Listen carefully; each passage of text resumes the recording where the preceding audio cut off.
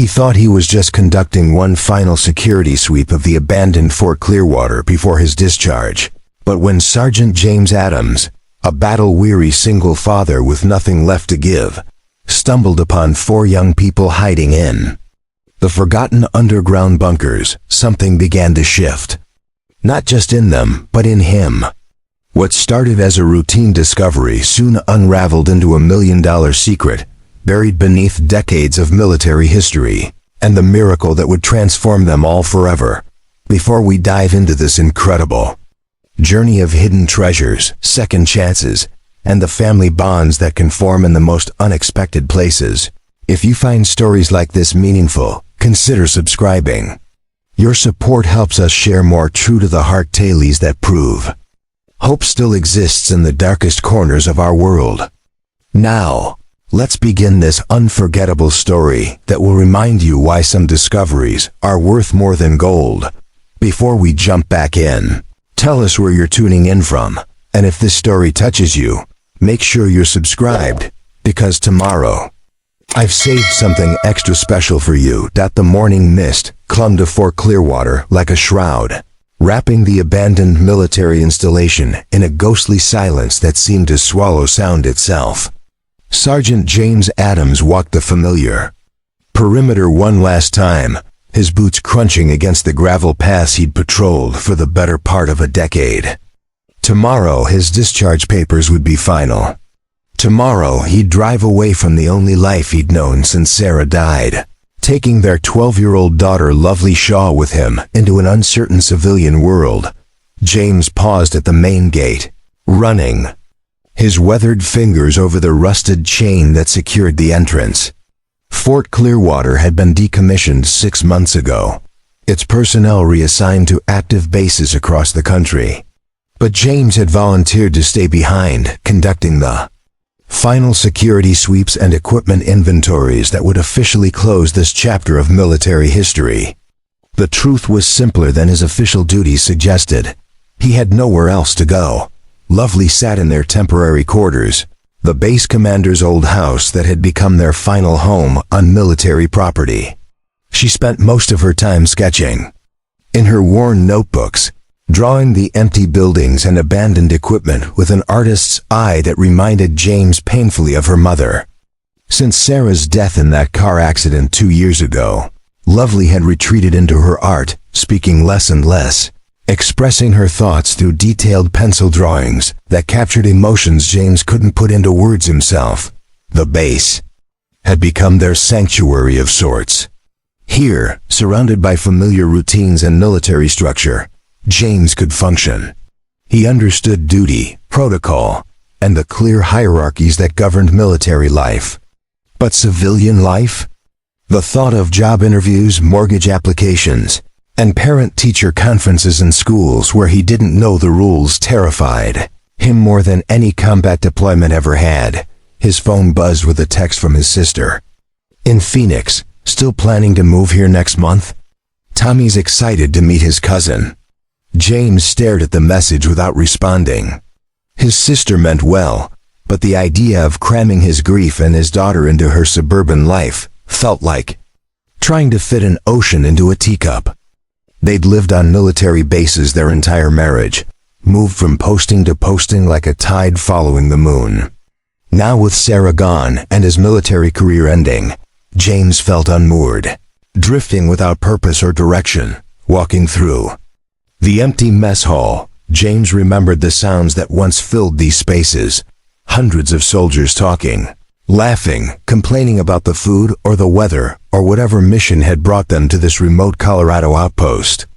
Now only his footsteps echoed through the cavernous room, accompanied by the occasional creak of settling metal and the whistle of wind through gaps in the windowsills. He'd been a good soldier, maybe even a great one. His service record spoke. OF commendations, successful missions, and the respect of his peers. But being a single father? That was uncharted territory that came without training manuals or chain of command guidance. Lovely needed stability, normal friendships, a mother figure he couldn't provide. Every decision felt like choosing Between his daughter's future and his own fear of the unknown, the irony wasn't lost on him that Fort Clearwater, a place designed to train soldiers for uncertainty and danger, had become his refuge from the scariest challenge he'd ever faced, starting over. Here, he could maintain the illusion of purpose, walking these familiar rounds, checking empty buildings, and pretending that structure could replace meaning. As the afternoon wore on, James found himself in the base's old recreation center, staring at a bulletin board still covered with announcements for events that would never happen. Family movie nights, softball tournaments, spouse club meetings, remnants of a community that had dispersed like dandelion seeds in the wind. He pulled one flyer down: Fort Clearwater Elementary School Art Show, featuring works by military families. Lovely's name was listed among the participants, though the event had been canceled when the base closure was announced. That evening, as he prepared a simple dinner of canned soup and crackers, James watched Lovely through the kitchen window. She sat on the front steps of their temporary home, sketchpad balanced on her knees, drawing the sunset as it painted the empty base in shades of gold and amber.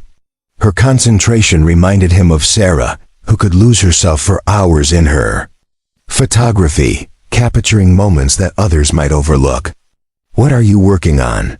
he asked, stepping outside with 2 cups of hot chocolate. Lovely looked up, accepting the warm mug gratefully. She pointed to her sketch, the main gate of Fort Clearwater, but not as it appeared now, rusted and chained.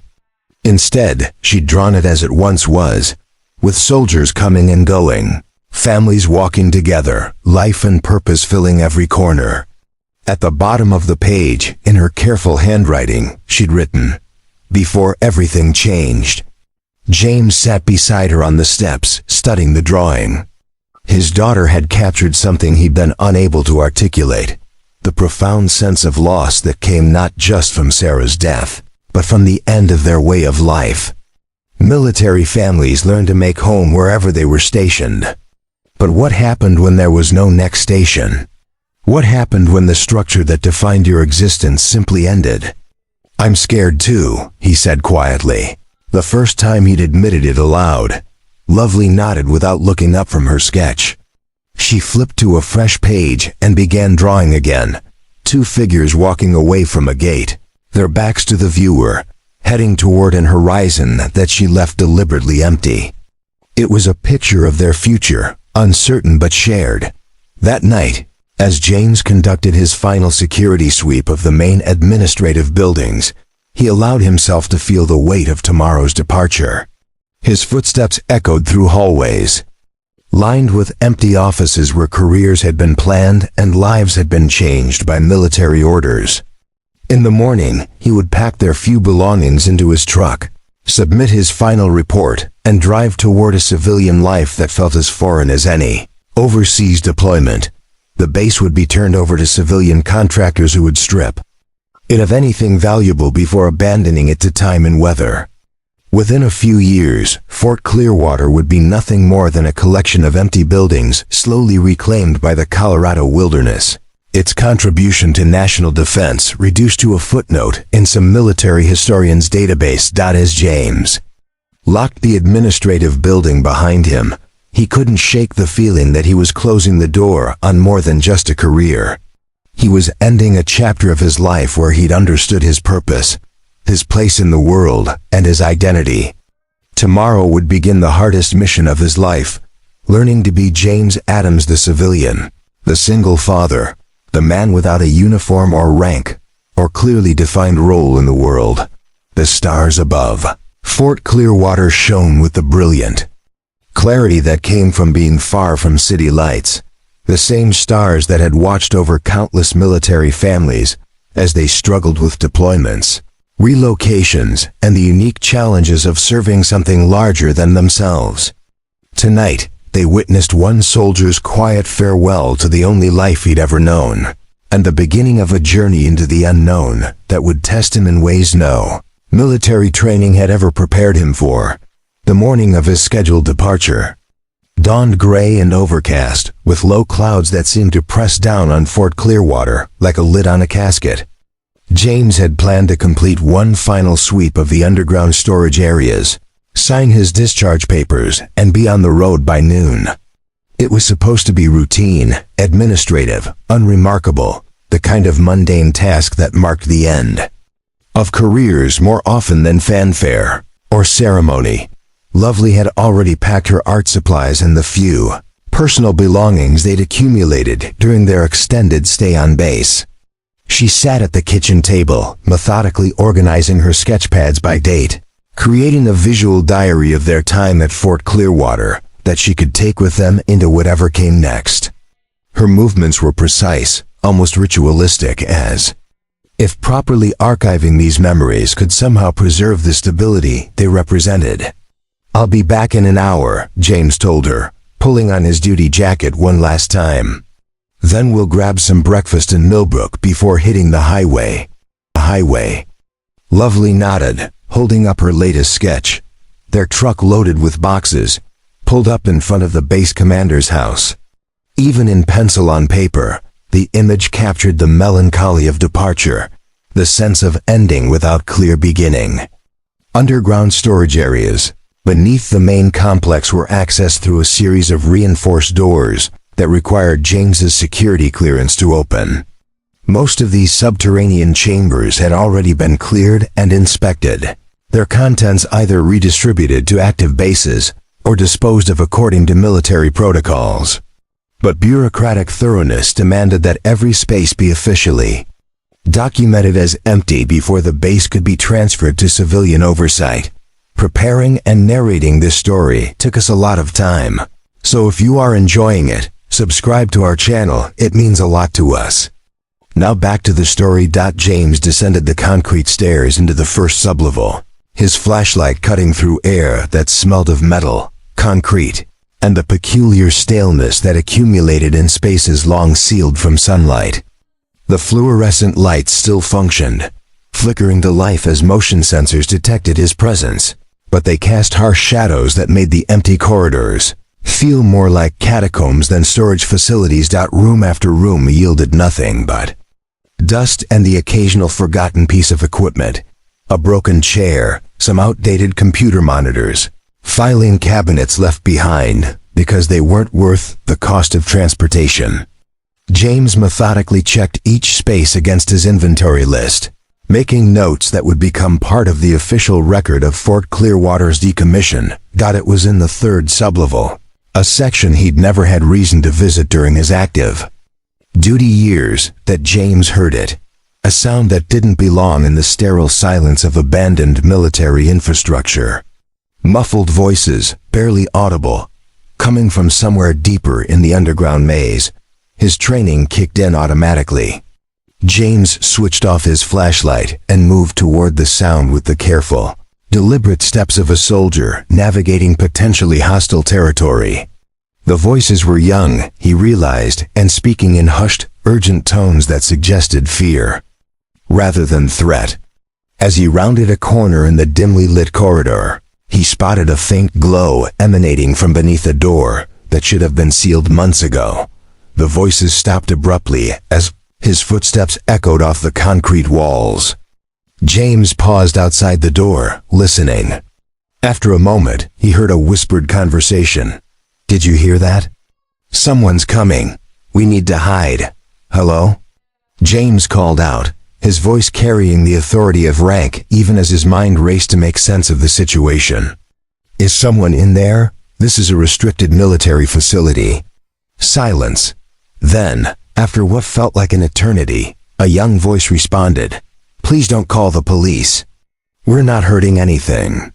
James's hand moved instinctively toward his radio, then stopped.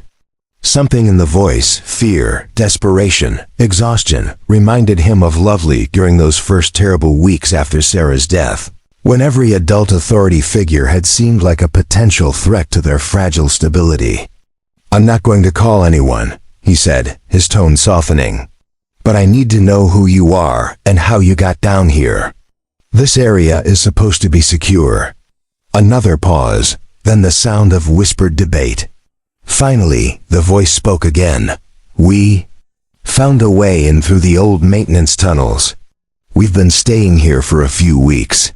We didn't think anyone would find us." James considered his options. Protocol demanded that he report any unauthorized presence on military property immediately. But something about the situation, the youth of the voices, their obvious fear, the fact that they'd managed to survive undetected in an abandoned facility, suggested a complexity that standard procedures weren't designed to handle. "I'm going to open this door," he said carefully. "But I want you to know that I'm not here to hurt anyone. I just need to understand what's going on." The door was unlocked, and as James pushed it open, his flashlight beam revealed a scene that stopped him cold. 4 young people, ranging in age from what looked like late teens to early 20s, huddled together in what had once been an equipment storage room. They'd transformed the space into a makeshift living area, with sleeping bags spread across pallets, battery-powered lanterns providing light, and supplies neatly organized along the walls. But what struck James most was how they looked at him.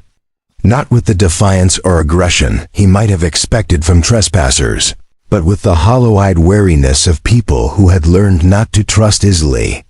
They were thin, clearly living on minimal resources, but their improvised shelter showed signs of careful organization and mutual cooperation. "Please," said a young woman with dark hair pulled back in a practical ponytail. "We know we're not supposed to be here, but we had nowhere else to go. We'll leave if you want us to, but please don't report us to the authorities, not yet." James found himself thinking of Lovely, of how lost and vulnerable she'd looked in the weeks after Sarah's death, when the future had seemed like an endless series of threats and uncertainties. These 4 young people had that same look, not of criminality, but of souls trying to survive in a world that offered them no safe harbor. "What are your names?" he asked, stepping fully into the room, but keeping his voice gentle. The young woman who had spoken seemed to be their unofficial leader. "I'm Everly Hayes," she said. "This is Maverick Vance, Cassie Finch, and Kelvin Albright." Each of them nodded as their names were mentioned, maintaining the wary posture of wild animals uncertain whether to flee or fight. "How long have you been living down here?" James asked. 3 weeks, Maverick replied. He was tall and lean, with intelligent eyes that seemed to be constantly calculating escape routes. "We found the entrance through the maintenance tunnels that connect to the old water treatment facility. We've been careful not to damage anything or leave traces upstairs." James looked around their makeshift home with growing amazement. They'd rigged a ventilation system using existing ductwork, organized their limited food supplies with military precision, and even created a waste disposal system that left no trace of their presence in the upper levels of the facility. This wasn't the work of casual vandals or opportunistic squatters. This was survival engineering of the highest order. "Why here?" he asked. "Why Fort Clearwater?" Everly and Maverick exchanged a glance that spoke of shared secrets and difficult decisions. "We heard it was abandoned," Cassie said quietly. "And we needed somewhere safe, somewhere no one would look for us." The implications of that statement settled over James like a cold fog. These weren't runaways seeking adventure or rebels flouting authority for the thrill of it. These were people running from something, seeking refuge in the forgotten corners of a military installation, because even that seemed safer than whatever they'd left behind. As he stood in that converted storage room, surrounded by 4 young people who had managed to create a functioning household in one of the most secure facilities in Colorado, James felt something shift inside himself. For the first time in months, he wasn't thinking about his own uncertain future or his fears about civilian life. Instead, he found himself calculating how much food they had, whether their improvised heating system would be sufficient as winter approached, and how long they could remain hidden before someone else discovered them. "We're not criminals," Everly sighed, misinterpreting his silence for judgment. "We just needed time to figure things out, to make plans. We would have been gone before anyone found us.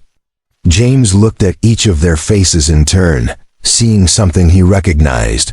The expression of soldiers far from home, making do with inadequate resources, supporting each other through circumstances none of them had chosen.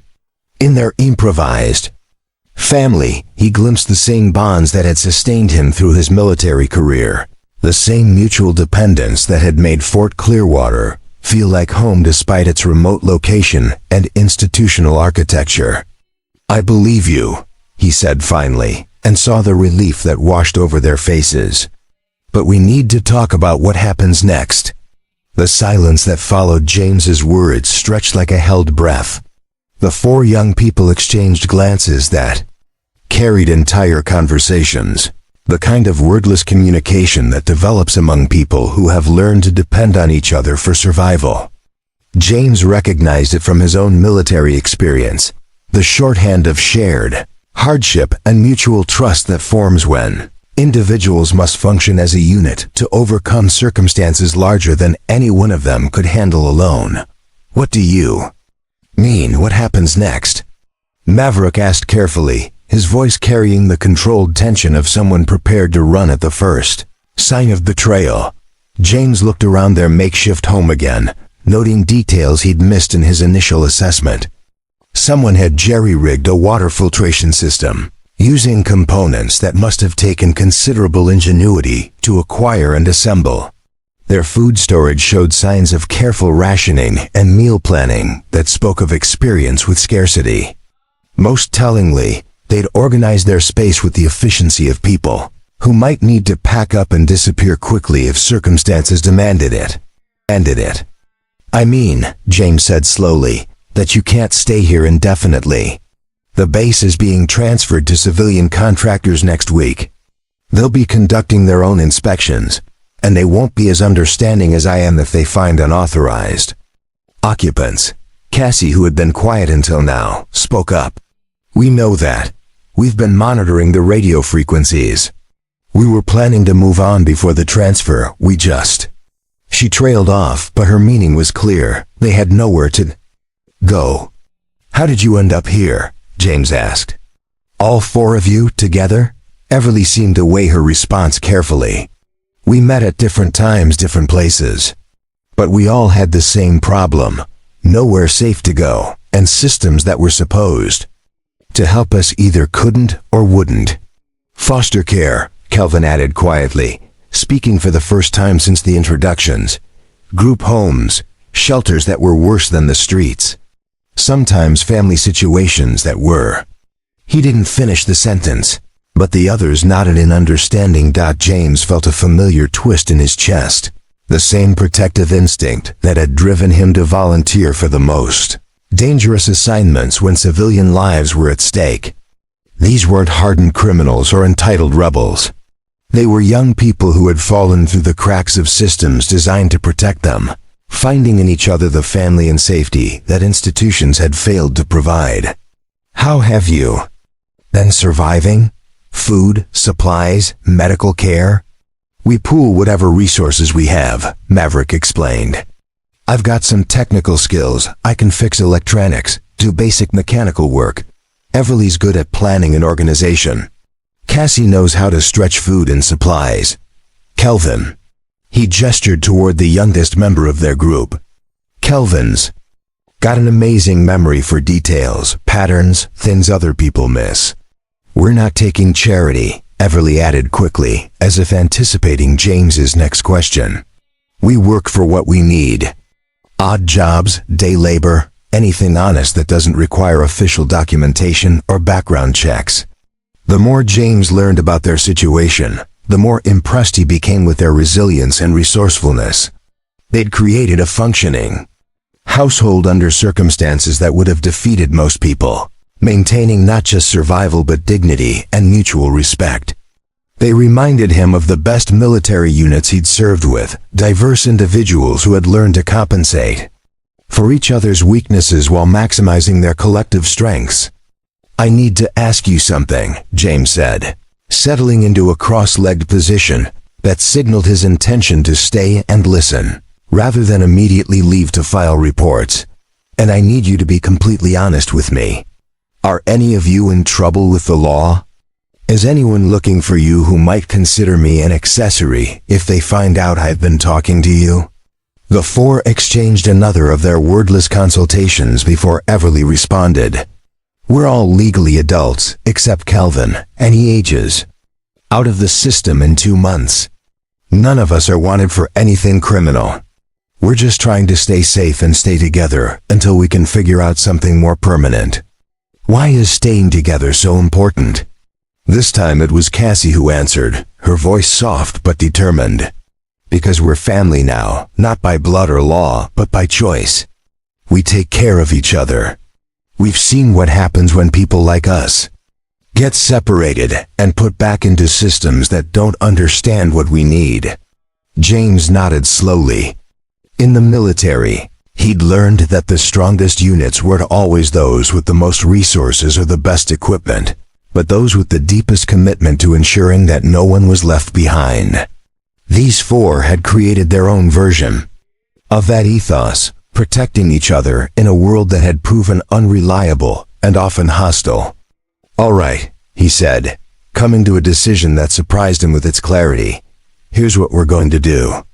I can't let you stay here once the contractors take over, but I can give you some time to make plans. My daughter and I were supposed to leave today, but I'm going to delay our departure for a few days while we figure out options." "You don't have to," Everly began, but James held up a hand. "Yes, I do. I took an oath to protect people who couldn't protect themselves, and that doesn't stop just because I'm taking off the uniform."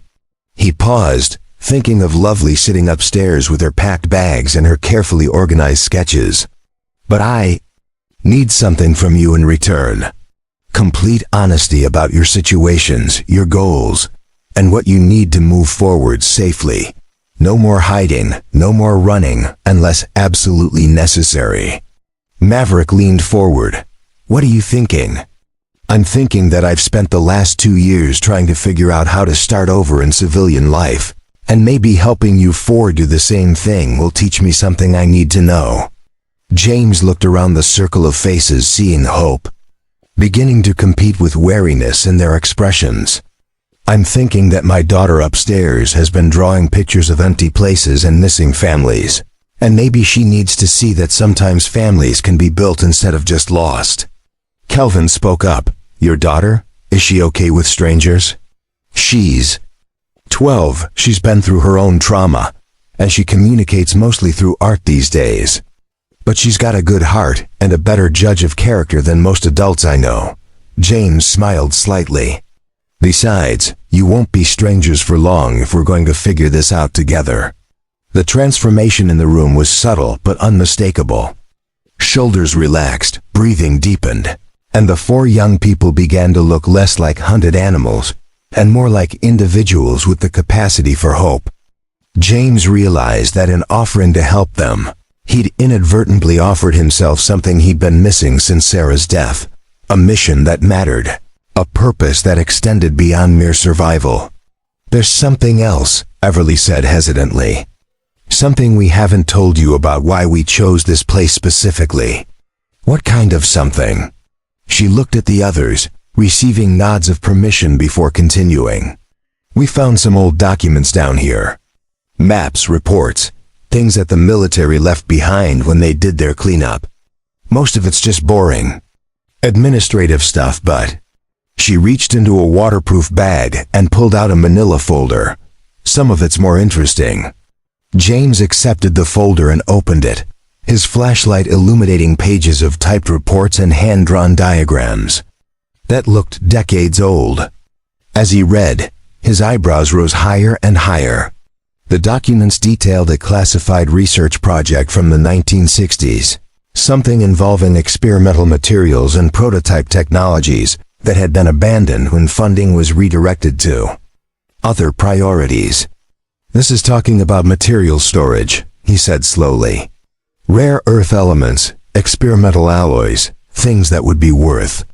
He looked up at the four faces watching him intently. "Things that would be worth a lot of money today. "That's what we thought too," Maverick said.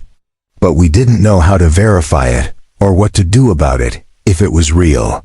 We're not thieves, but if there's really something valuable down here that the military forgot about, it could change everything," James finished. He closed the folder, mind racing with possibilities and implications. "This is why you stayed, isn't it? Not just because you needed shelter, but because you thought you might have found something that could give you all a real future." Everly nodded. "We were trying to research it, to understand what we'd found before we decided what to do. But we needed time and safety and resources we didn't have." James looked around the circle of faces, seeing not just 4 homeless young people, but 4 potential partners in something that could transform all their lives. For the first time since Sarah's death, he felt the familiar excitement of a mission that combined risk with the possibility of extraordinary reward. "Well," he said, tucking the folder inside his jacket, "I guess we're not leaving today after all." 3 days later, Fort Clearwater hummed with a quiet energy it hadn't experienced in months. What had begun as James's reluctant delay of departure had transformed into something resembling a small-scale military operation, complete with reconnaissance, supply logistics, and strategic planning. The difference was that this mission served no government or chain of command, only the shared hope of 5 people who had found in each other the possibility of a future none of them could achieve alone. Lovely had surprised everyone, most of all her father, with her easy acceptance of their unusual new companions. Rather than the withdrawal James had feared, his daughter had emerged from her artistic cocoon with a curiosity and engagement he hadn't seen since before Sarah's death. She spent her mornings sketching detailed portraits of Everly, Maverick, Cassie, and Kelvin, capturing not just their physical features, but something essential about their personalities that adults might have missed. "She draws people the way they really are," Everly observed, watching Lovely add shading to a sketch that somehow captured Maverick's habitual alertness even in a moment of relaxation. "Not just how they look, but who they are underneath." James had established their base of operations in the commander's house, converting the formal dining room into a research center where they could spread out the documents the 4 had found and cross-reference them with military databases he still had access to through his security clearance. What they'd discovered had exceeded even their most optimistic speculation. The classified project detailed in the forgotten files was called Operation Synthesis, a Cold War-era attempt to develop new materials for advanced aerospace applications. According to the documentation, significant quantities of rare earth elements and experimental alloys had been stored in reinforced underground chambers beneath Fort Clearwater, then forgotten when the project was declassified and its researchers reassigned to other priorities. "Look at this inventory list," Maverick said, pointing to a page covered with technical specifications and quantities. "If even half of this stuff is still down there, and if current market prices for rare earth elements are what I think they are, we're talking about materials worth several $1,000,000. James finished, consulting the commodity pricing reports he'd pulled up on his laptop. Maybe more, depending on the condition and purity of what's stored. Kelvin, whose remarkable memory for detail had proven invaluable in cross-referencing documents and identifying patterns, spoke up from his position surrounded by spreadsheets and technical manuals. "The storage locations are all mapped in this section," he said, indicating a folder of architectural drawings. "Sub-basement level 4, sections C through H. Most of them are behind sealed doors that require special access codes. Access codes that died with the project 40 years ago," Cassie pointed out. "How do we even begin to investigate whether this stuff is still there?" James had been thinking about that exact problem for the past day and a half. His military experience had taught him that bureaucratic oversight was often imperfect, especially when projects were classified and then declassified across multiple decades and administration changes. Things got lost, forgotten, misfiled, or simply ignored when they didn't fit into current strategic priorities. I still have access to the base infrastructure systems, he said slowly. Maintenance schedules, security protocols, environmental monitoring. If there are sealed storage areas in the sub-basements, my clearance should let me access them for inspection purposes. Is that legal? Everly asked. It's authorized, James replied carefully. Whether it's wise is another question entirely. But technically, I'm still responsible for certifying that all areas of the base are secure and accounted for before the civilian transfer. If I find materials that weren't included in the official inventory, I'm obligated to report them. The implications of that statement hung in the air like smoke. If they found the materials described in the documents, James would be required, by military protocol, to report the discovery to his superiors. The materials would then become property of the federal government, to be disposed of according to standard procedures that would likely involve auction to certified dealers and contractors. But, Maverick said thoughtfully, if the materials were never officially inventoried in the first place, and if the project that stored them was declassified decades ago, the legal status might be more complicated. James nodded. That's exactly what I was thinking. Military regulations are very specific about reporting and handling of classified materials. But if Operation Synthesis was fully declassified, and if these materials were never transferred to the current base inventory system, they might technically be abandoned property. Which would mean what, exactly? Cassie asked. Which would mean that salvage law might apply instead of military regulations, James said. Abandoned property on government land can sometimes be claimed by the people who find it, especially if they report the discovery through proper channels and follow legal procedures. Lovely looked up from her sketching, having followed the conversation with the careful attention of someone accustomed to adult discussions that might affect her future. She signed something to her father, her hands moving in the basic sign language. They'd learned together after Sarah's death. She wants to know if this means we might be able to stay together. James translated, feeling a tightness in his chest at the hope in his daughter's expression. That's exactly what it might mean, Everly said gently, addressing Lovely directly.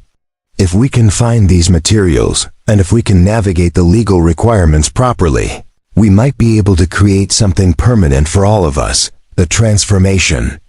In the group's dynamics over the past 3 days had been remarkable to witness. James had initially thought of himself as temporarily helping 4 young strangers, but the reality had proven more complex and more rewarding. Maverick's technical skills complemented James's military training and security clearance. Everly's organizational abilities had turned their research from scattered speculation into systematic investigation. Cassie's practical wisdom kept them grounded in realistic possibilities rather than wishful thinking. And Kelvin's extraordinary memory had allowed them to piece together connections and patterns that would have taken weeks to discover through conventional research methods. Most importantly, they had begun to function as a family unit in ways that surprised all of them. Meals were shared, responsibilities were distributed according to individual strengths, and decisions were made collectively with consideration for everyone's needs and concerns. Lovely had begun talking more, sharing her observations and questions, with a confidence James hadn't seen from her in months. So what's our next step? Everly asked as they gathered around the dining room table for what had become their evening planning session. Tomorrow morning, I'm going to conduct an official inspection of sub-basement level 4, James said. If the storage areas described in these documents actually exist, and if they contain materials matching the inventory lists, we'll know we're dealing with something real. And if they do? Maverick asked. Then we document everything thoroughly, research the legal implications more carefully, and decide whether we're prepared to commit to seeing this through to whatever conclusion it leads to. James looked around the table at the faces that had become so familiar in such a short time. 3 days ago, He'd been preparing to leave Fort Clearwater forever, dreading the uncertain future that civilian life represented. Now, surrounded by people who had become more than temporary companions, he felt the stirring of something he'd thought he'd lost forever. Genuine excitement about tomorrow. "I want everyone to understand," he continued, "that if we pursue this, we're committing to more than just treasure hunting. We're committing to each other, to building something together that none of us could accomplish alone. That means trust, mutual support, and shared risks that could affect all our futures." "We understand," Everly said, speaking for the group. "We've been taking care of each other for months. This would just be making it official."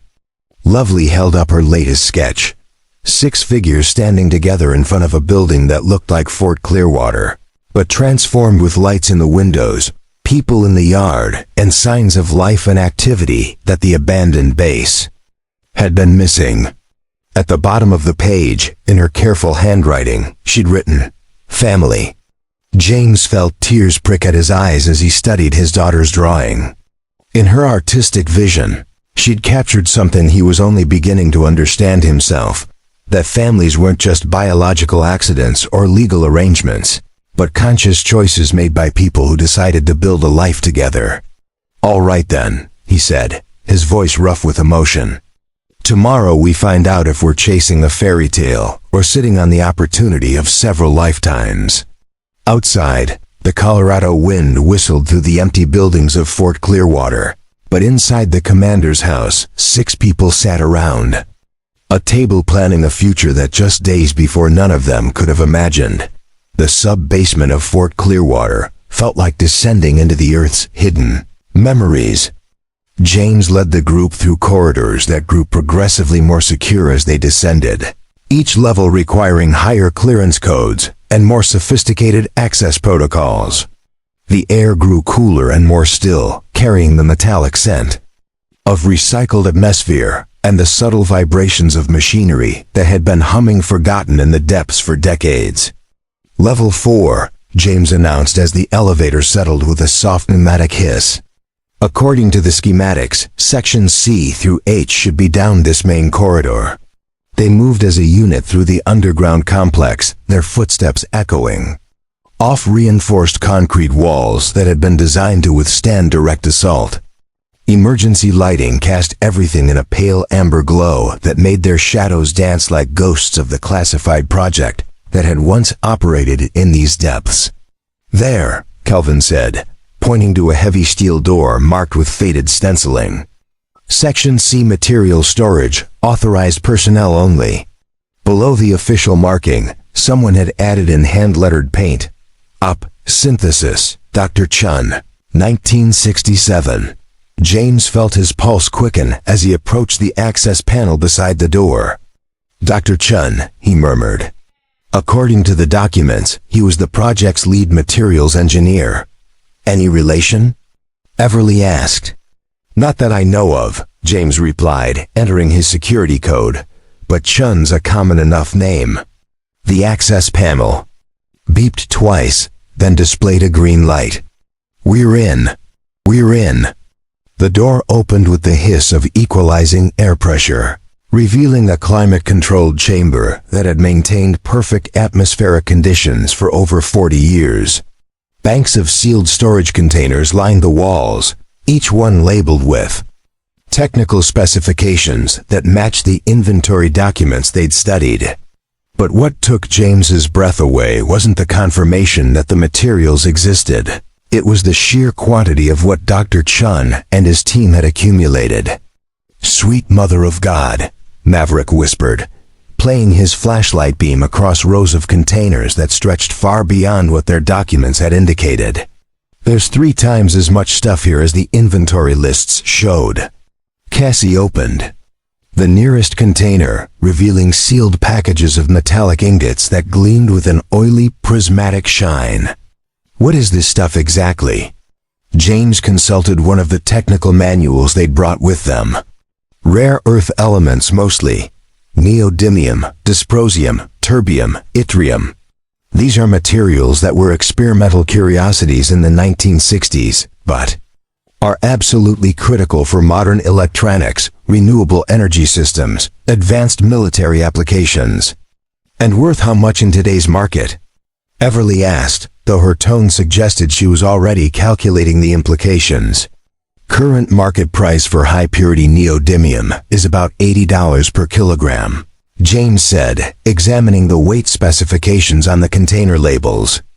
If these containers hold what they're supposed to hold, this one storage unit alone contains materials worth close to $500,000. Lovely, who had been quietly sketching the storage chamber, held up her notepad to show a drawing that captured something the adults had missed. Additional passages leading deeper into the complex, marked with symbols that didn't appear on any of their maps. "Good eye, sweetheart," James said, studying her sketch. "There are more sections back there." They spent the next 4 hours systematically exploring and documenting what Dr. Chun's team had hidden beneath Fort Clearwater. Each new chamber revealed additional materials, experimental alloys, and prototype technologies that had been decades ahead of their time. More importantly, they found Dr. Chin's personal laboratory, preserved exactly as he'd left it when Operation Synthesis was terminated. The laboratory contained detailed research notes, prototype devices, and a personal journal that told the story of a brilliant scientist who had been developing materials that could revolutionize everything from aerospace engineering to renewable energy.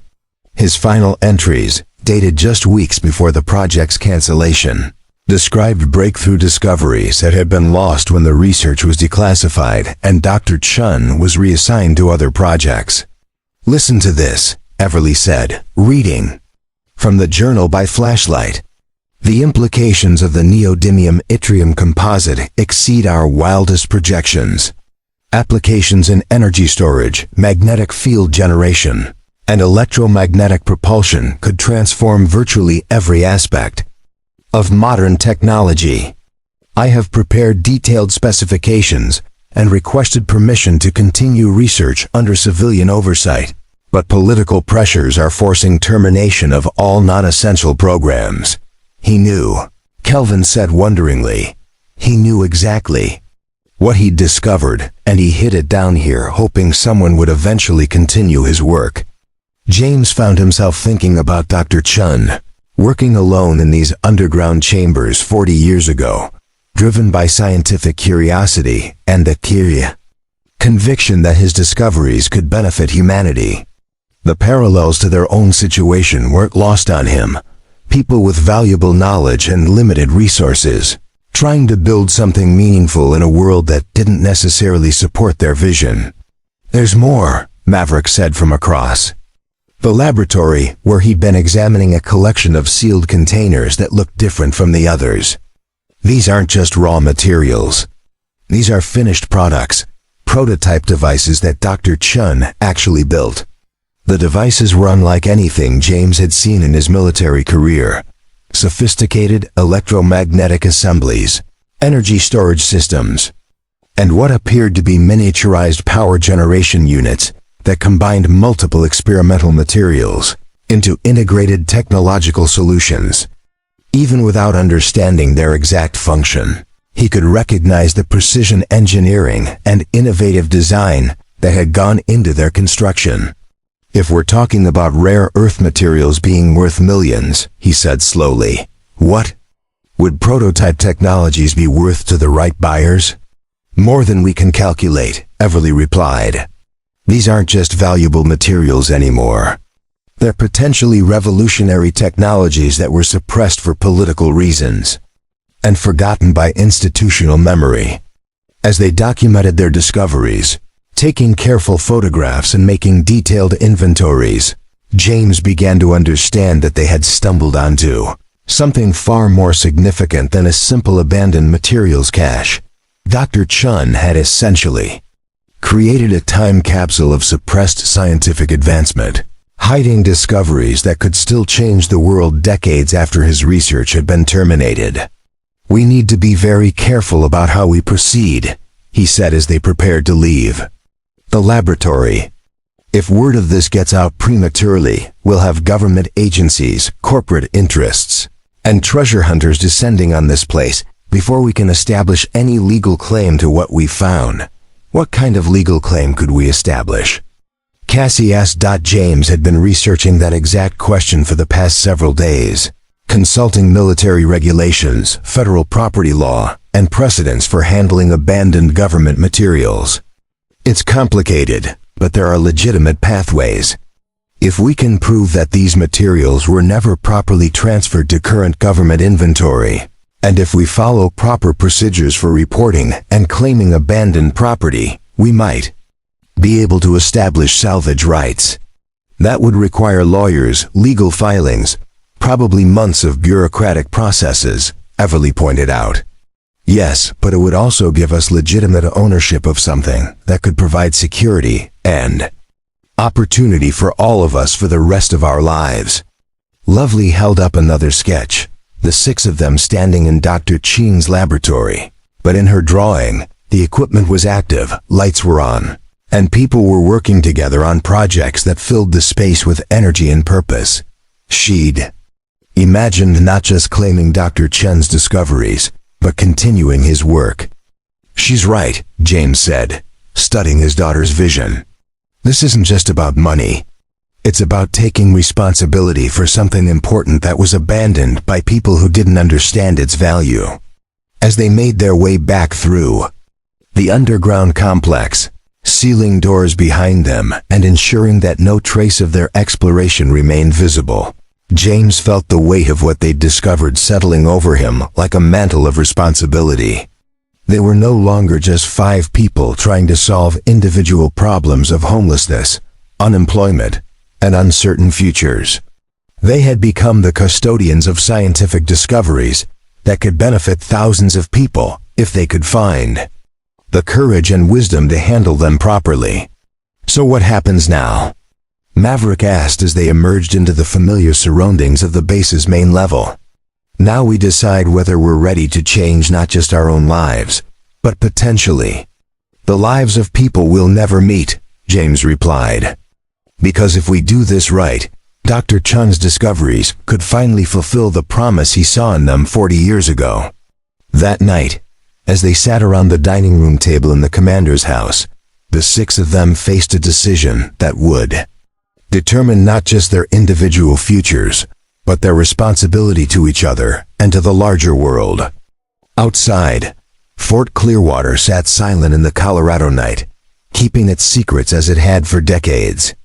But inside, 6 people who had found each other in the most unlikely circumstances prepared to embark on a journey that would test everything they thought they knew about family, loyalty, and the courage required to turn discovery into lasting change. The morning after their discovery in Dr. Chun's laboratory dawned clear and crisp, with the kind of mountain air that seemed to promise new beginnings. James woke early to find Everly already in the kitchen, preparing coffee with the methodical precision of someone accustomed to taking care of others. The easy domesticity of the moment struck him as both natural and remarkable 3 weeks ago. He'd been a single father dreading an uncertain future, and now he was part of a functioning household that felt more like family than many blood. Relationships he'd known couldn't sleep either? Everly asked, handing him a steaming mug. Too much to process, James admitted. Yesterday changed everything, and I'm still trying to understand what everything means. They stood together in comfortable silence, watching the sunrise paint the abandoned base in shades of gold and amber. Through the kitchen window, they could see Lovely already awake and sketching on the front porch, her art supplies spread around, her like the tools of a master craftsman. In the week since the others had joined their household, his daughter had produced more drawings than she had in the previous 6 months, as if their expanded family had unlocked something creative that grief had suppressed. She's remarkable, Everly said, following his gaze. The way she sees people captures their essence in just a few lines. Yesterday's sketch of Dr. Chun's laboratory, she drew things that weren't there anymore, but that belonged there. Like She could see the history of the place. James felt the familiar tightness in his chest that came whenever someone praised Lovely's abilities.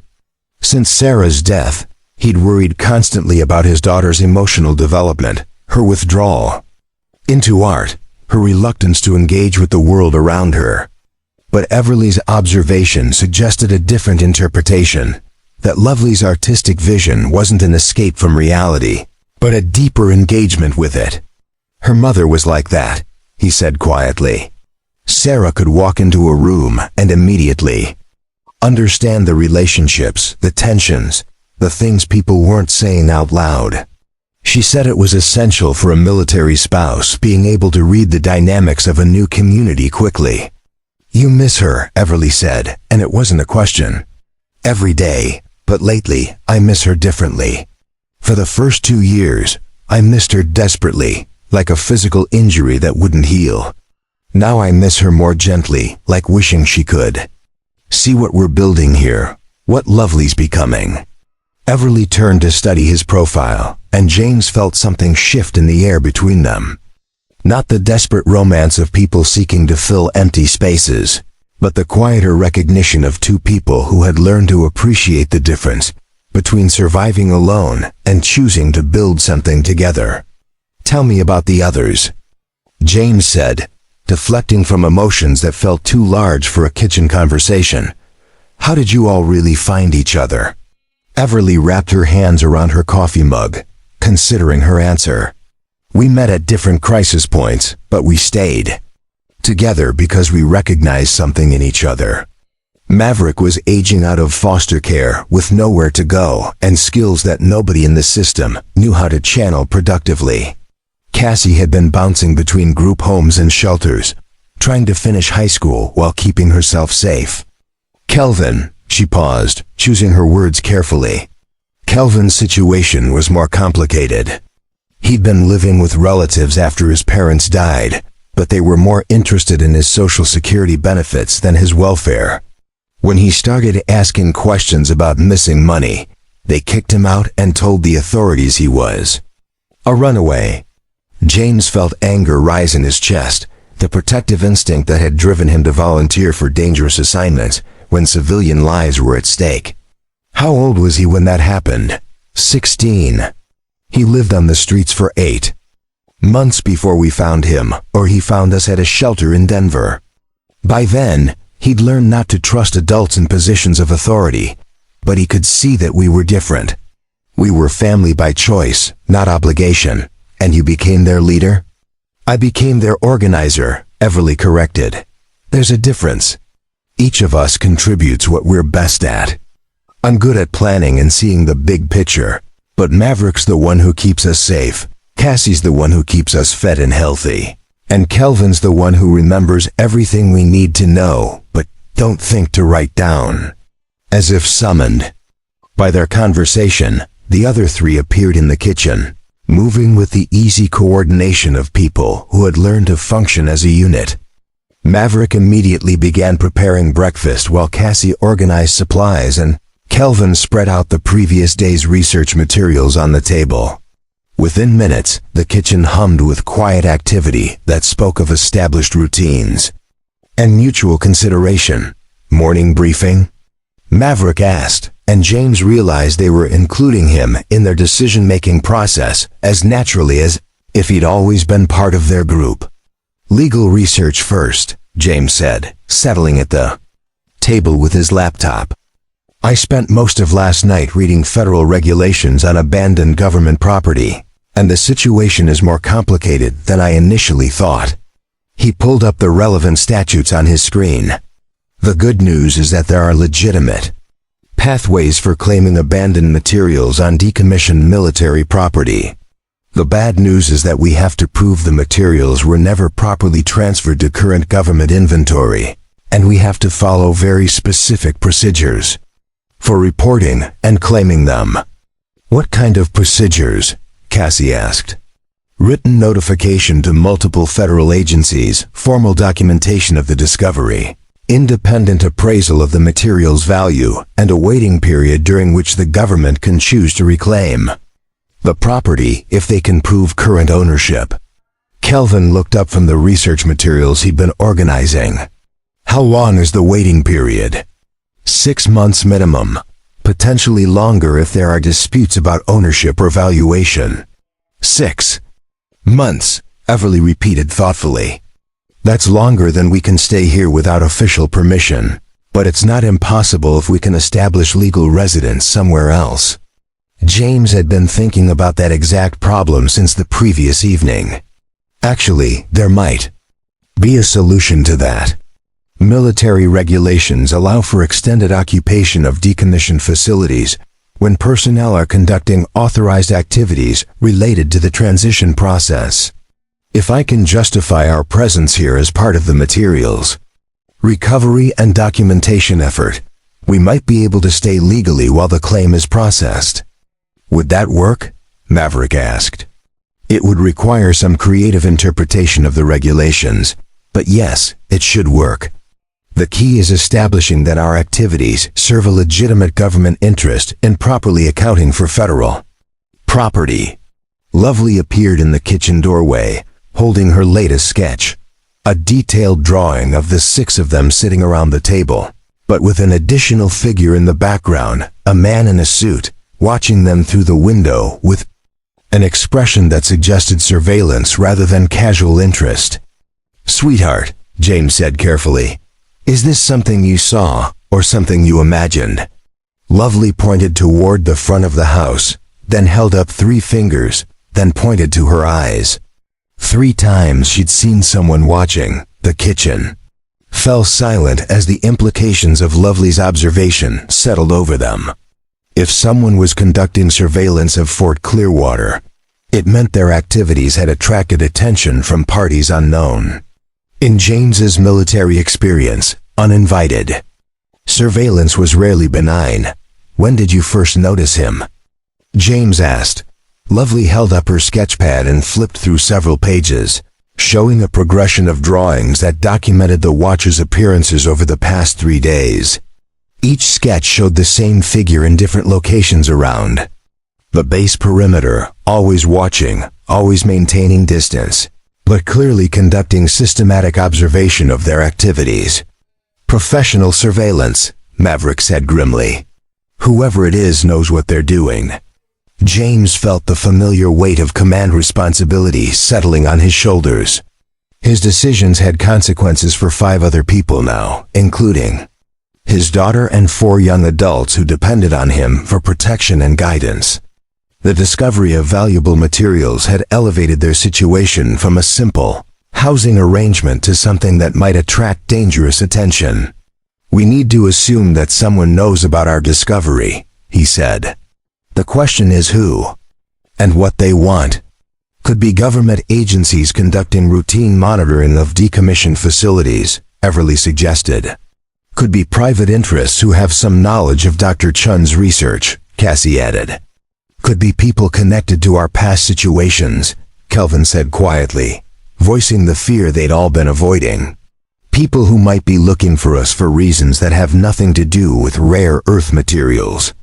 James looked around the table, at the faces of people who had become his family, seeing the wariness that came from too much experience with situations beyond their control. But he also saw something else: determination, mutual support, and the kind of resolve that develops when people have something worth protecting. "All right," he said. "We proceed with the assumption that we're being watched, but we don't let fear stop us from doing what we know is right. We document everything, we follow proper legal procedures, and we protect each other." "And if the watchers turn out to be more than just watchers?"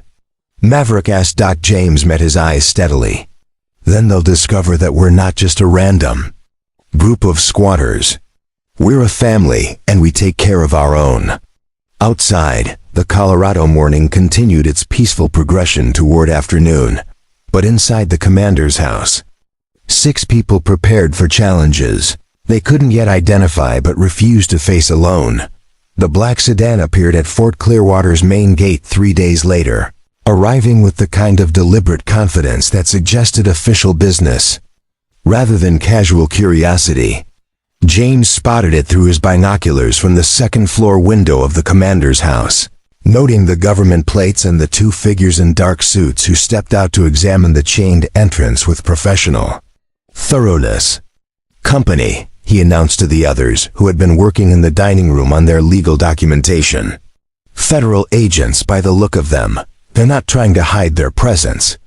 Everly joined him at the window, studying the scene. "Below could be routine follow-up on the base closure," she said hopefully, but her tone suggested she didn't believe it. "Not at 7:30 in the morning," Maverick replied from his position monitoring radio frequencies on their scanner. "And I've been picking up encrypted communications traffic in this area for the past 2 days. Someone's coordinating surveillance activities." James felt the familiar tension of a developing tactical situation, the heightened awareness that came when potential threats moved from abstract possibility to concrete reality. His military training automatically began cataloging defensive options, escape routes, communication protocols, security procedures for protecting non-combatant personnel. "Everyone stay calm and continue normal activities," he instructed. "Lovely, keep sketching, but stay away from the windows. Kelvin, secure all the documents and research materials. Cassie, prepare the emergency packs we discussed. Everly, you're with me." As the others moved to execute their assigned tasks with the smooth coordination they'd developed over the past weeks, James and Everly descended to the main floor to observe the agents' activities. Through the front windows, they watched as the two figures methodically examined the base perimeter, taking photographs and making notes with the systematic approach of people conducting an official investigation. "They're not looking for evidence of unauthorized occupation," Everly observed. "They're documenting the condition of the facilities, like they're preparing for some kind of formal action." James's phone rang, the harsh electronic sound startling in the tense atmosphere. The caller ID showed a number he recognized, his former commanding officer, Colonel Patricia Hawkins. "Sergeant Adams."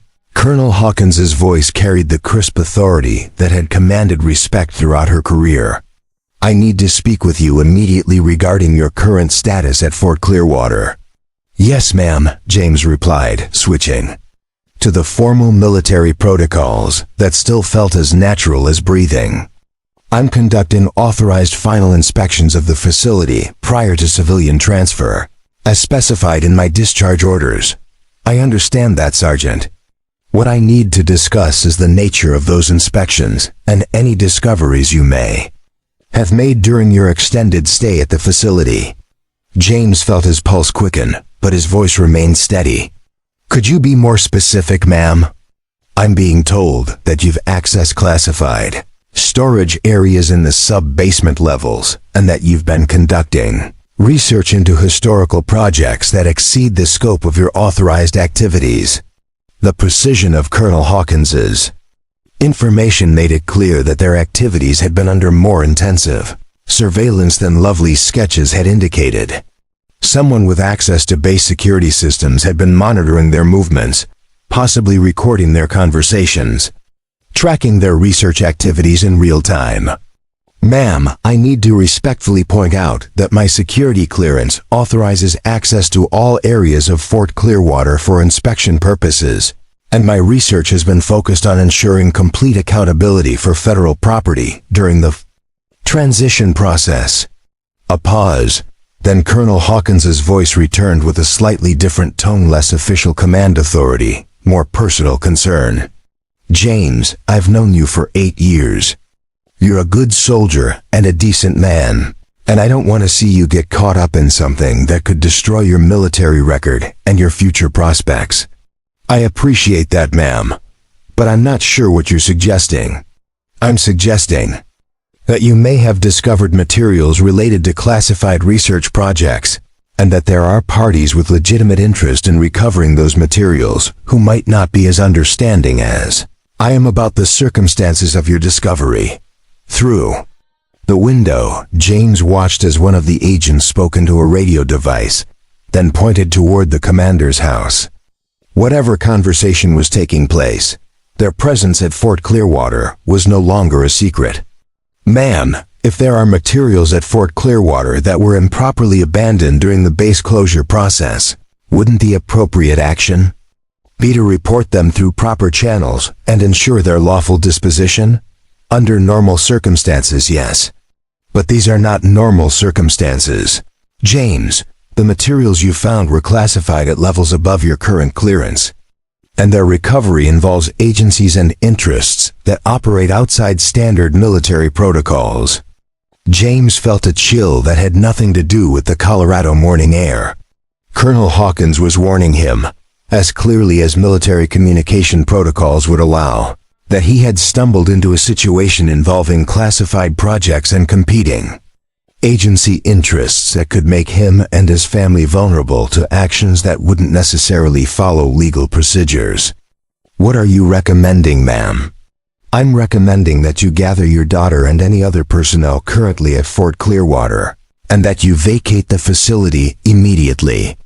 Leave behind anything you may have discovered, make no further documentation of your activities, and consider this conversation your official notification that continued presence at the facility could be construed as unauthorized access to classified materials." James looked at Everly, who had been listening to his side of the conversation with growing alarm. Behind her, he could see the others maintaining their assigned activities while clearly straining to understand the developing situation. 3 weeks ago, following Colonel Hawkins's advice would have been his automatic response. Military personnel followed orders from superior officers, especially when those orders were presented as protective guidance. But 3 weeks ago, he hadn't been responsible for 4 young adults who had no other safe harbor, hadn't discovered scientific research that could revolutionize multiple industries, hadn't begun to understand what it meant to choose loyalty to found family over institutional authority.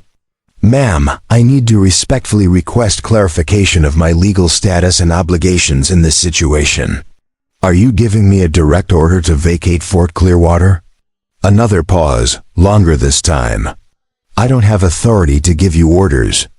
James, you're 48 hours away from official discharge. What I'm giving you is advice from someone who values your welfare and wants to see you transition successfully to civilian life. And if I choose not to follow that advice, then you'll be dealing with people who don't know you, don't care about your service record, and don't have any obligation to consider your personal circumstances when they make decisions about how to handle this situation." The line went dead, leaving James staring at his phone while processing the implications of a conversation that had been simultaneously a warning, a threat, and an expression of genuine concern from a superior officer who couldn't afford to be more explicit about the dangers he faced. "What did she say?" Everly asked. "She said we're out of time," James replied. "Someone wants us gone, and they're prepared to use official authority to make that happen." Maverick appeared from the communication station, his expression grim. "I've been monitoring law enforcement frequencies, and there's a multi-agency task force mobilizing in Millbrook. FBI, DIA, and agencies I can't identify using encrypted channels. They're staging for some kind of coordinated action. How long do we have?" James asked. "Based on the radio traffic, maybe 2 hours before they establish a perimeter around the entire facility." James felt the weight of command decision pressing down on him like a physical force.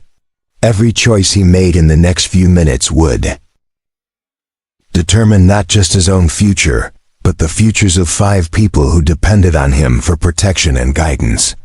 The safe choice, the choice that would protect them from immediate harm, was to follow Colonel Hawkins's advice, abandon their discoveries, and disappear into anonymous civilian life.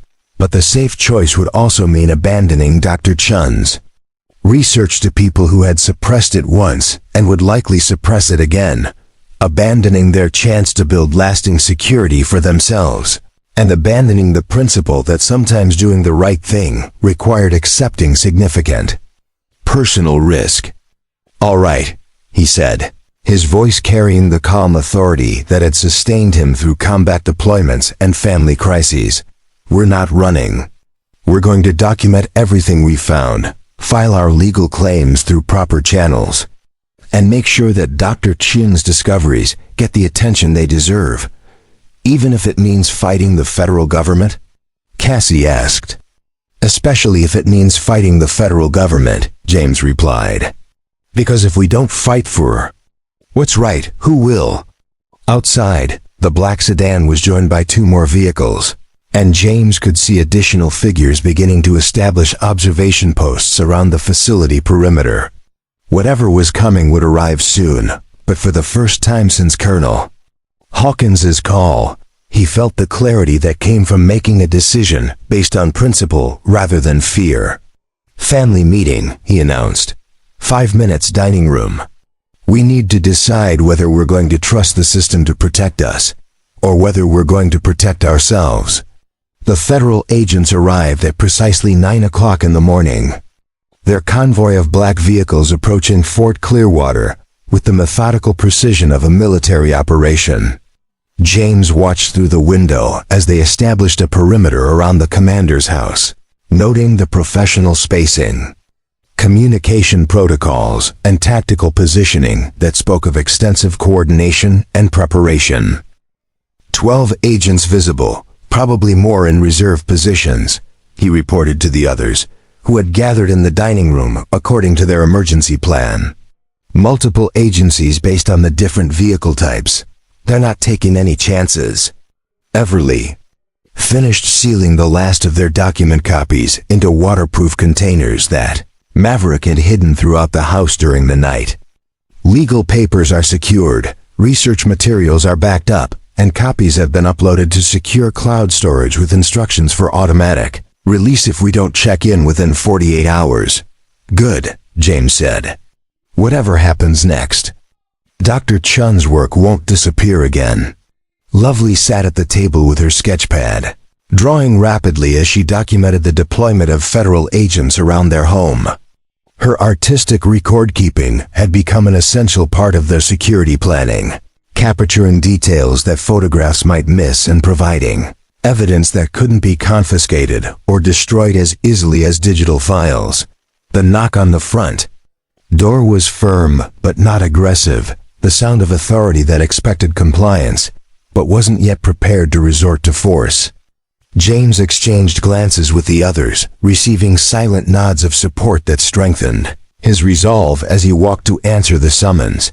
The woman on his porch wore a standard federal agent's suit and badge, but her expression carried the controlled tension of someone dealing with a situation that had already exceeded normal operational parameters. Behind her, 3 male agents maintained positions that blocked potential escape routes while remaining far enough back to avoid appearing overtly threatening. "Sergeant Adams? I'm Special Agent Daisy Harper, FBI. I need to speak with you regarding your activities at Fort Clearwater during the past 3 weeks." "Good morning, Agent Harper," James replied, maintaining the polite formality of military protocol. "I'm conducting authorized inspections of this facility prior to civilian transfer, as specified in my discharge orders. Is there some problem with my presence here? May I come in? I think it would be better if we discuss this privately." James stepped aside, gesturing Agent Harper into the house while noting that her backup agents adjusted their positions to maintain visual contact with the interior. The choreography of federal law enforcement in action would have been impressive if it hadn't been directed at his family. In the living room, Agent Harper's attention immediately focused on the research materials spread across multiple tables. The maps and technical documents that represented weeks of careful investigation into Dr. Chien's work. Her expression shifted from routine enforcement procedure to something approaching professional interest as she recognized the sophistication of their documentation. "This is quite an extensive research operation for a routine facility inspection," she observed. "Yes, ma'am. We discovered historical materials that appeared to have been overlooked during the base closure process. And we've been working to ensure proper accountability for federal property. Agent Harper picked up one of the technical manuals they'd found in Dr. Chun's laboratory, scanning the pages with the careful attention of someone who understood the significance of what she was reading. "Operation Synthesis," she said quietly. "How much do you know about this project?" "I know that it involved classified research in the 1960s. That significant quantities of valuable materials were stored in underground facilities, and that proper records of their disposition were never maintained when the project was terminated. And you know that unauthorized access to classified materials, even declassified materials, can result in federal charges if proper procedures aren't followed." James felt the conversation shifting into more dangerous territory, the kind of legal maneuvering that could trap civilians who didn't understand the complexities of federal regulations. "Agent Harper, I need to clarify my understanding of this situation.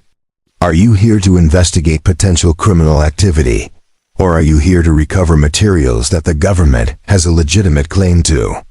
Agent Harper set down the technical manual and looked directly at him. "I'm here because multiple agencies received reports that unauthorized personnel were accessing classified storage areas and conducting research into projects that involve ongoing national security interests." Ongoing interests? Operation Synthesis was declassified 40 years ago. The specific research may have been declassified, but the materials and technologies developed under that project have applications that remain classified at the highest levels. Your discovery of Dr. Chun's work has triggered protocols that were established to prevent exactly this kind of situation. Everly appeared in the doorway, carrying a tray of coffee that provided a pretext for joining the conversation. "Agent Harper? I'm Everly Hayes. I wondered if you might be able to clarify something for us about the legal procedures for claiming abandoned federal property." Agent Harper accepted the coffee with a nod of acknowledgement, but her attention remained focused on the documents surrounding them. "Ms. Hayes, I assume you're aware that the procedures for claiming federal property are quite complex, and that premature disclosure of sensitive discoveries can invalidate any legal claims you might otherwise have. Are you saying that our research has invalidated our rights to claim these materials?" "I'm saying that the situation has evolved beyond simple property claims. The technologies described in Dr. Chun's research have implications for national defense, energy independence, and economic competitiveness that make them matters of national interest rather than personal property." James felt anger building in his chest, the same protective fury that had driven him to volunteer for dangerous missions when civilian lives were threatened. "Agent Harper, these materials have been abandoned in underground storage for 40 years. If they were matters of national interest, why weren't they properly secured, maintained, and developed by the agencies responsible for them?" "Because bureaucratic oversight is imperfect, Sergeant Adams, and because sometimes important things get lost in the transition between administrations and changing priorities. That doesn't mean the government forfeits its rights to recover them when they're rediscovered." Maverick entered the room carrying his laptop, the screen displaying legal documents he'd been researching throughout the morning. "Agent Harper, I've been reviewing federal statutes on abandoned property, and I'm curious about the legal basis for your agency's claim to materials that were never properly inventoried, never transferred to current government systems, and never maintained under current security protocols." Agent Harper's expression hardened slightly as she realized she was dealing with people who had done their homework rather than naive civilians who could be intimidated by official authority. "Mr. Vance, I would recommend that you be very careful about the legal positions you take in this situation. Federal judges tend to be unsympathetic to individuals who interfere with national security operations, regardless of the technical merits of their property claims." "Is that a threat?" James asked, his voice carrying the quiet intensity that his soldiers had learned to recognize as a warning. "It's a statement of reality," Agent Harper replied. "You have discovered materials and technologies that multiple agencies consider essential to national security. Those agencies have resources, legal authority, and institutional support that exceed anything you could mobilize in a civil court proceeding. Your best option is cooperation. Lovely appeared beside Everly, holding up her sketchpad to show a drawing that captured the scene in the room. Federal agents surrounding their home, families separated by institutional authority, and individuals forced to choose between safety and principle. At the bottom of the page, she'd written in careful letters, "What happens to family?" James looked at the faces of the people who had become his family, seeing the fear and determination that came from too much experience with systems that promised protection but delivered abandonment. Agent Harper represented everything they had learned not to trust: institutional authority that prioritized abstract interests over individual welfare, bureaucratic power that could destroy lives through legal procedures, and official indifference to the human costs of political decisions.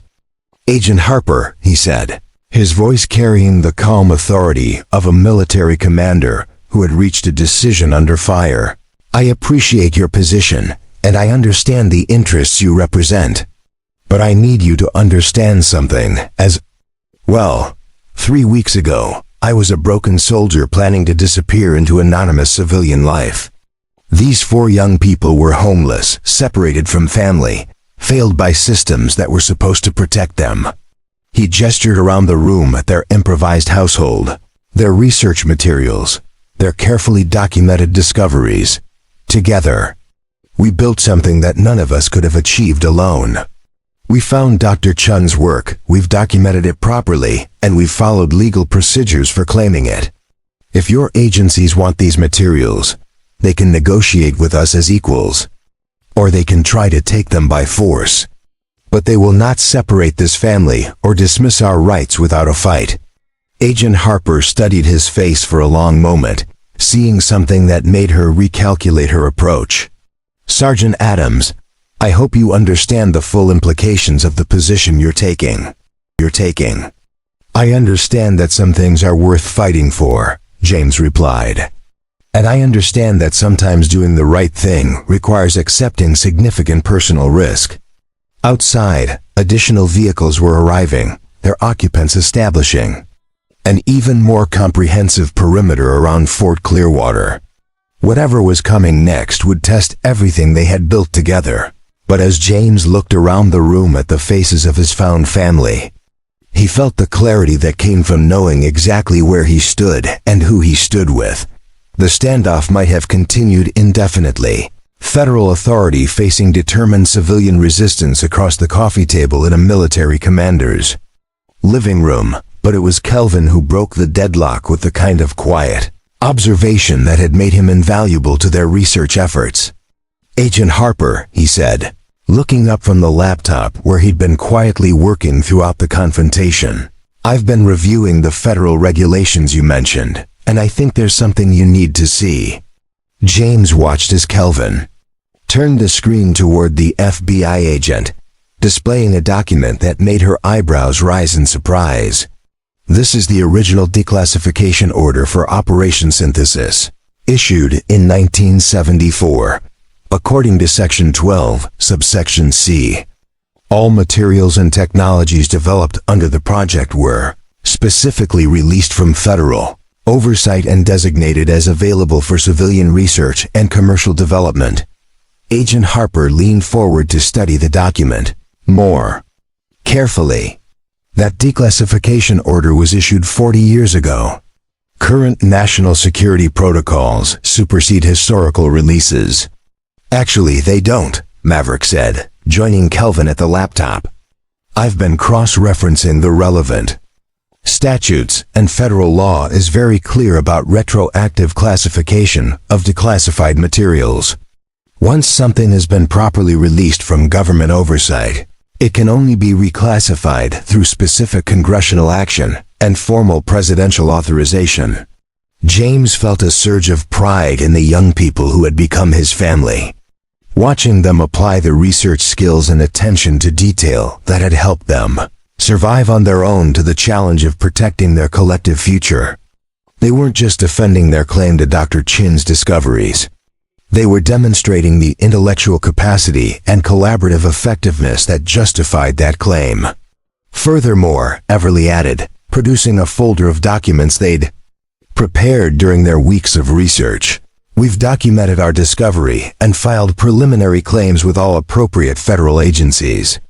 Under the Federal Property and Administrative Services Act, we followed proper procedures for reporting abandoned government property and establishing salvage rights. Agent Harper accepted the folder, scanning through their documentation with the growing recognition that she was dealing with people who understood the legal landscape far better than most civilians encountered in federal investigations. "This is quite thorough," she admitted. "But legal technicalities won't necessarily protect you from agencies that consider these materials essential to current operations." "Which agencies?" James asked.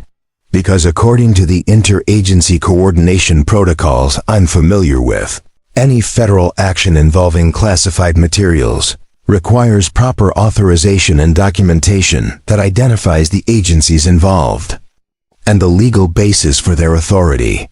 For the first time since entering their home, Agent Harper hesitated, the pause suggesting that James had identified a weakness in the federal position. "Sergeant Adams, I need to advise you that some aspects of this operation involve agencies and authorities that don't necessarily follow standard protocols." "Black budget operations?" Maverick asked. "Unacknowledged programs that operate outside normal oversight?" "I can't comment on specific operational details." James felt the tactical situation shifting in their favor as Agent Harper's responses became more guarded and less definitive. His military experience had taught him to recognize when opponents were operating beyond their comfort zones, when institutional confidence gave way to individual uncertainty about authority and procedures. "Agent Harper," he said, adopting the tone of calm professionalism that had served him well in military negotiations, "I respect the position you're in, and I understand that you're trying to handle a complicated situation according to instructions from people with their own agendas. But I need you to consider something."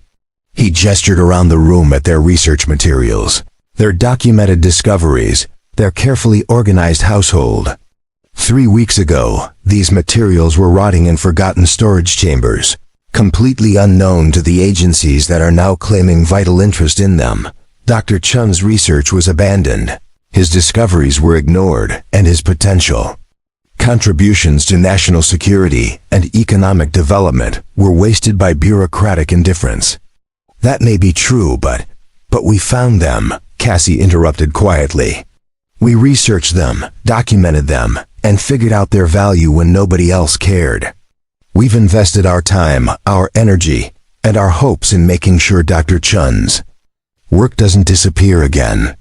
Lovely held up her latest sketch, a drawing of Dr. Chin's laboratory, but not as they'd found it, abandoned and forgotten. Instead, she'd drawn it active and productive, with people working together on projects that filled the space with purpose and innovation. At the bottom of the page, she'd written, "Dreams don't belong to the government." Agent Harper studied the drawing for a long moment, and something in her expression suggested that Lovely's artistic vision had touched something beyond professional obligation. "Miss Shaw, how old are you?"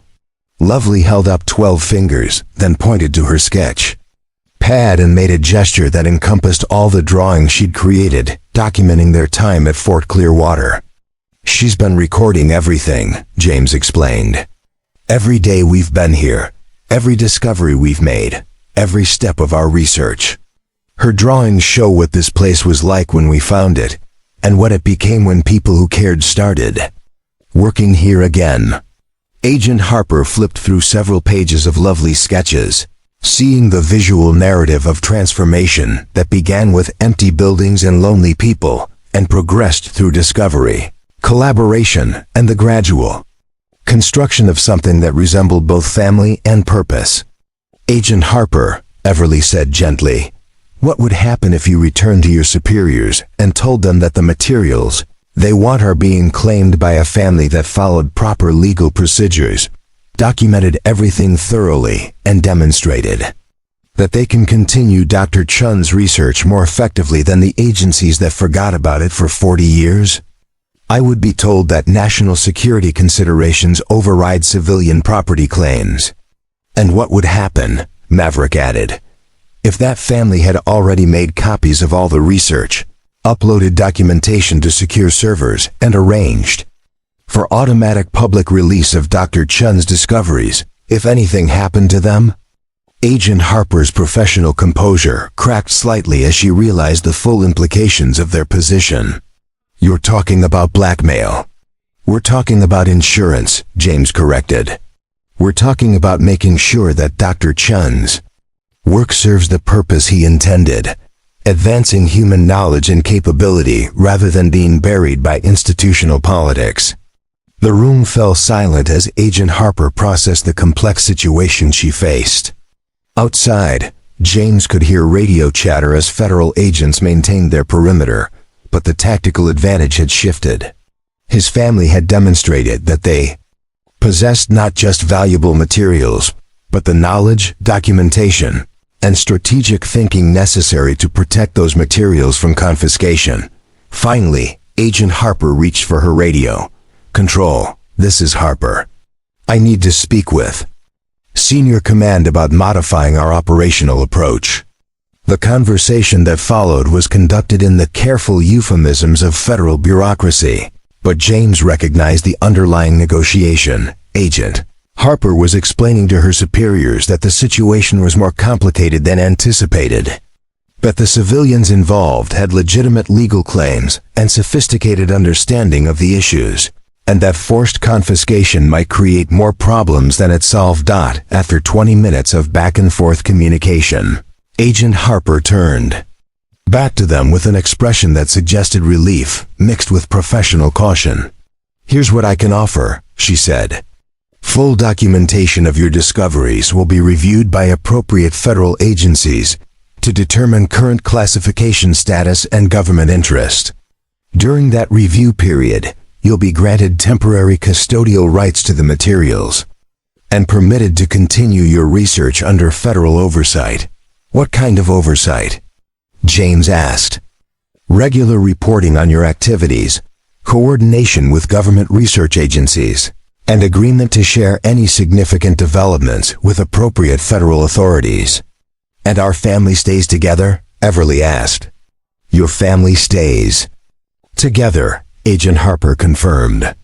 "In fact, given the scope and sophistication of your research, there's interest in formalizing your status as civilian contractors working on projects of national importance." James looked around the circle of faces, seeing hope and determination that had sustained them through weeks of uncertainty, finally validated by official recognition. They had fought for their right to stay together, to continue Dr. Chun's work, and to build something meaningful from abandoned materials and forgotten dreams. "There's one more condition," Agent Harper added. "You'll need to establish a proper research facility, with appropriate security measures and professional oversight. Fort Clearwater can be maintained as a government research station under civilian management, but it needs to operate according to federal standards." "That sounds like a job offer," Maverick said, grinning for the first time since the federal agents had arrived. "It sounds like a chance to do what we've been doing, but with official support and proper resources," Everly added. James felt something settle in his chest that he hadn't experienced since Sarah's death, the deep satisfaction that came from achieving something significant through principled action and mutual support.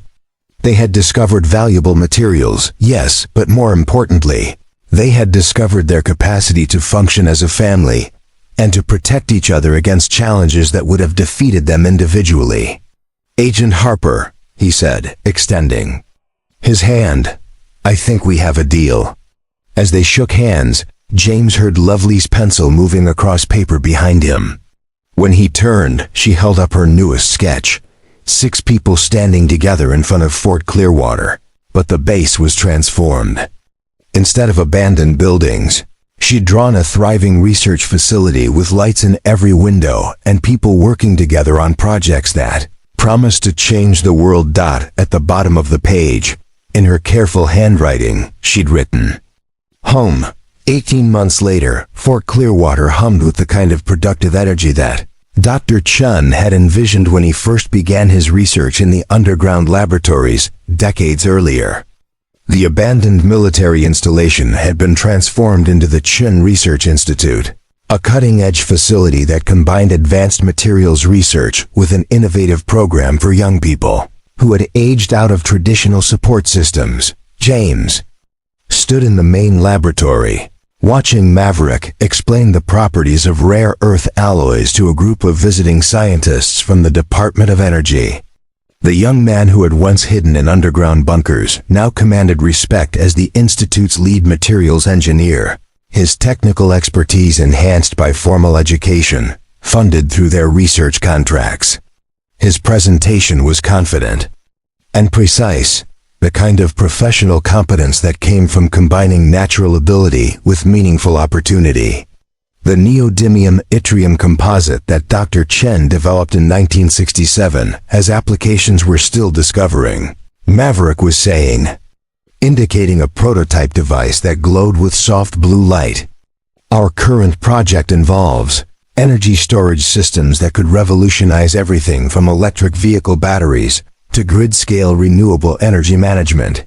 Through the laboratory windows, James could see the expanded facility that had grown around the original base infrastructure. What had once been empty barracks now housed a residential program for young adults transitioning from foster care, homelessness, or other unstable situations.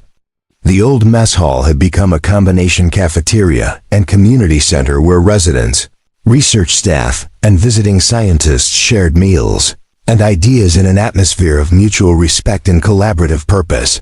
The transformation hadn't happened overnight, and it hadn't been without challenges.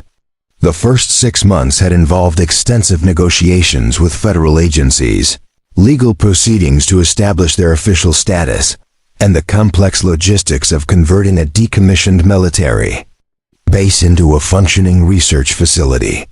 But every obstacle had been overcome through the same collaborative approach that had sustained them during their initial discovery, combining individual strengths, supporting each other through difficulties, and maintaining focus on their shared vision. Everly approached from her office in the administration building, carrying a folder of reports and wearing the satisfied expression of someone whose organizational skills had found their perfect application. As the Institute's executive director, she managed everything from federal contracts to community outreach programs, ensuring that their success remained grounded in the values of mutual support and inclusive opportunity that had brought them together. "The quarterly reports are ready for the Oversight Committee," she said, handing James the folder. "Research productivity is up 30% from last quarter, and we've got 12 new residents starting next month." James scanned the documents, noting metrics that told the story of an organization that had exceeded everyone's expectations. The Chun Research Institute had not only commercialized Dr. Chun's discoveries, but had created a sustainable model for combining advanced research with social services, proving that scientific innovation could coexist with community building and individual transformation. "Any word from the University of Colorado about the graduate program partnership?" he asked. "Approved unanimously," Everly replied with a smile that lit up her entire face. "Starting next fall, residents who complete our certification program can transition directly into advanced degree programs with full funding. Maverick will be our first doctoral candidate." James felt the deep satisfaction that came from watching people he cared about achieve their full potential. The young man who had once survived through technical skills and street wisdom was now preparing for advanced studies that would make him one of the leading experts in his field. But more importantly, he was serving as a mentor and role model for younger residents who arrived at the Institute carrying their own stories of abandonment, resilience, and unfulfilled potential. Cassie appeared from the residential wing, accompanied by 3 teenagers who were clearly new arrivals. As the Institute's community integration specialist, she had developed programs that helped young people transition from survival mode to productive engagement with education, career preparation, and healthy relationships. Her own experience with homelessness and system failure had given her credibility and insight that no amount of formal training could provide. "James, I want you to meet Sarah, Miguel, and David," she said, introducing the newcomers. They arrived yesterday from Los Angeles, and they're interested in the electronics program. James shook hands with each of the young people, recognizing in their expressions the same wariness and cautious hope that he remembered from his first meeting with Everly, Maverick, Cassie, and Kelvin. The Institute now served young adults from across the country, referred by social services agencies, non-profit organizations, and word-of-mouth networks that had developed as their reputation spread. "Welcome to Fort Clearwater," he said. "I know it probably looks overwhelming right now, but you're going to find that this is a place where people support each other, and where everyone has something valuable to contribute." Kelvin emerged from the archives building, carrying a stack of historical documents that represented his ongoing project to research and document other abandoned military research programs. His extraordinary memory and attention to detail had made him invaluable, not just to their own operations, but to federal agencies seeking to recover and properly manage other forgotten scientific assets. "I found 3 more facilities that might have materials similar to what we discovered here," he reported. 2 in Nevada and 1 in New Mexico. "The Defense Department has asked us to conduct preliminary assessments." The expansion of their work beyond Fort Clearwater represented validation of their approach and recognition of their expertise. But James was most proud of how success had strengthened rather than diluted their commitment to each other. Money, recognition, and professional opportunities had arrived in abundance, but they had maintained the family bonds and mutual support that had sustained them through their initial struggles. Lovely, now 14 and enrolled in advanced art programs through online education, had established herself as the Institute's unofficial documentarian. Her sketches and paintings covered the walls of common areas, creating a visual narrative of transformation that inspired residents and visitors alike. Her artistic abilities had developed remarkably, but more importantly, she had emerged from the withdrawal that had followed her mother's death to become a confident young woman who used her talents to help others process their own experiences. She appeared now carrying her latest project, a large canvas that depicted the underground laboratory where they had first discovered Dr. Chen's research, but populated with all the people whose lives had been changed by their work. In her artistic vision, past and present merged seamlessly, with Dr. Chen himself standing among current residents and researchers, finally seeing his discoveries fulfill their intended purpose. "It's for the dedication ceremony next month," she explained, setting up the painting where natural light would illuminate its details. When they officially named the laboratory after Dr. Chen, James studied his daughter's work, marveling at how she had captured not just the physical transformation of Fort Clearwater, but the spiritual transformation of everyone who had found refuge and purpose within its walls. Her painting told the story of scientific discovery, certainly, but more fundamentally, it told the story of human potential being recognized, nurtured, and allowed to flourish. That evening, as had become their tradition, the original 6 gathered for dinner in the commander's house, which remained their private residence within the larger facility. The formal dining room where they had once spread out research documents and planned their legal strategy now served as a family gathering place, where they shared the events of their days and made decisions about the Institute's future. The patent applications for the energy storage systems were approved, Maverick reported between bites of Cassie's homemade lasagna. The licensing fee should generate enough revenue to fund the residential program for at least 5 years. And The documentary film crew wants to schedule interviews for next week, Everly added. They're particularly interested in how we've managed to combine scientific research with social services. James looked around the table at the faces of people who had become more than family. They had become partners in creating something that served purposes none of them could have achieved individually. The scared, broken people who had found each other in underground bunkers had evolved into leaders, innovators, and mentors whose work was changing lives far beyond their own. I got a letter today from a young woman in Detroit, Kelvin said. She read about the Institute online and wants to know if we have any openings. She's been living in her car for 6 months, but she has a degree in chemistry and dreams of doing research that makes a difference. There's always room for one more, James replied, echoing the philosophy that had guided their growth, from a family of 6 to a community of over 40 residents and staff members. That's the whole point of what we've built here. Later that night, as Everly and James walked the perimeter of the facility, a habit that dated back to his military security checks but had evolved into quiet time for discussing their shared vision, they could see lights in windows throughout the complex. In the laboratories, night shift researchers continued work on projects that would benefit millions of people. In the residential areas, young adults who had once had no safe place to sleep now studied, created, and planned futures they could never have imagined. Do you think Dr. Chun would be proud of what his research became? Everly asked as they paused beside the memorial garden that residents had created in his honor. I think he would be amazed, James replied. Not just by the scientific applications, but by the human applications. He discovered materials that could change technology, but we discovered that those materials could also change lives. Above them, the Colorado stars shone with the same brilliant clarity that had witnessed their first tentative steps toward becoming a family.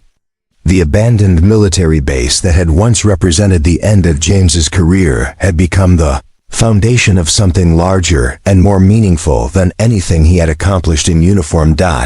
As they completed their circuit of the facility, James reflected on the journey that had brought them from desperation to purpose, from isolation to community, from survival to service. The million-dollar secret hidden beneath Fort Clearwater had indeed changed their lives, but not in the way treasure hunters might have imagined. The real treasure hadn't been rare earth elements or experimental technologies. It had been the discovery that broken people could heal each other, that abandoned resources could be transformed into instruments of hope, and that families built by choice could be stronger than those created by accident. You know, Everly said as they reached the front steps of their home, sometimes I wonder what would have happened if you had left that morning as planned, if you had never found us in those underground rooms. James considered the question, thinking about the man he had been 18 months earlier, bitter, purposeless, dreading a civilian future that seemed to offer nothing but uncertainty and loss. Then he looked at what surrounded them now, a thriving community built on principles of mutual support and shared purpose, scientific discoveries serving humanitarian goals, and young people who had been written off by society proving their worth through extraordinary achievements. I don't think about that scenario anymore, he said finally, because I've learned that some things are meant to happen, not through fate or luck, but through the choices people make when they decide to stop running from life and start building something meaningful instead. As they entered their home, James caught sight of Lovely's latest sketch on the kitchen table, a drawing of 6 figures walking together toward a horizon that seemed to glow with infinite possibility. At the bottom of the page, in handwriting that had grown confident and bold, she had written, "Every ending is a beginning." The lesson of Fort Clearwater extends far beyond the Colorado mountains where it began. Sometimes the most valuable discoveries aren't found in the ground. They're found in the people around us who are waiting for someone to believe in their potential. Sometimes the strongest families aren't bound by blood, but by the conscious choice to support each other through whatever challenges life presents. And sometimes the greatest treasures aren't measured in dollars, but in the lives that are transformed when ordinary people choose to do extraordinary things together. Up next, you've got 2 more standout stories right on your screen. If this one hit the mark, you won't want to pass these up. Just click and check them out. And don't forget to subscribe and turn on the notification bell so you don't miss any upload from us.